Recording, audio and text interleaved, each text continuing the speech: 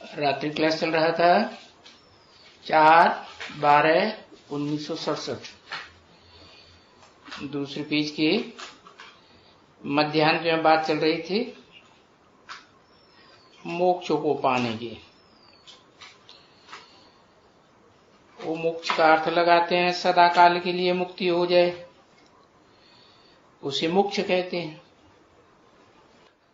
अब वो मोक्ष तो कोई को होती नहीं है, क्योंकि एक तरफ कहते हैं कल्प कल्प लगी प्रभु अवतारा, हर कल्प में त्रेता में भगवान राम आते हैं राम बनकर।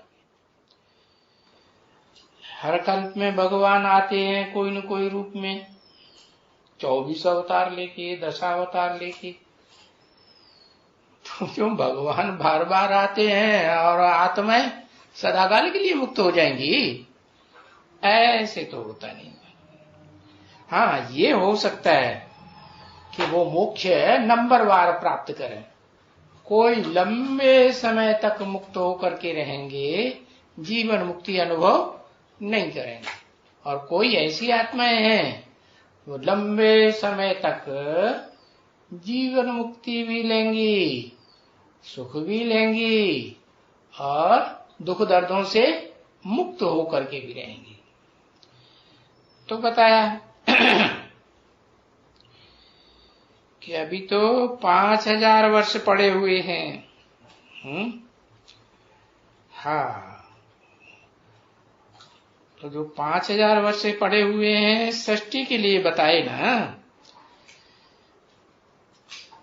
कोई लाखों वर्ष की बात नहीं। अगर समझो 50-60 वर्ष बाकी हैं, 67 की वाणी है ना, 50-60 वर्ष घटाए कि जोड़े गए ना, तो क्या आया? 50 वर्ष जोड़ेंगे तो 2017 आएगा, और 60 वर्ष जोड़ेंगे तो 2027-28 ही आएगा। तो बताया इन 50-60 वर्ष जो बाकी है उसमें भी आती रहती हैं आत्माएं। तो जो उस समय आती है आत्माएं, वो ज्यादा समय मोक्ष भोगेंगी या नहीं? मोक्ष माने हाँ, लंबे समय की मोक्ष मुक्ति, दुख दर्दों से मुक्ति हो जाएगी ना। हाँ, तो बताया इसको मोक्ष कहेंगे।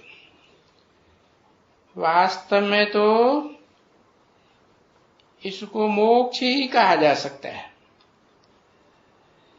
क्योंकि उनका पार्ट ही आकर के थोड़ा है। इस दुनिया में जो शरीर लेकर के पार्ट बजाते हैं, तो थोड़ा सा शरीर से सुख भोगते हैं, थोड़ा सा दुख भोगते हैं, और फिर लंबे समय के लिए मुक्तिधाम में पड़े रहते हैं।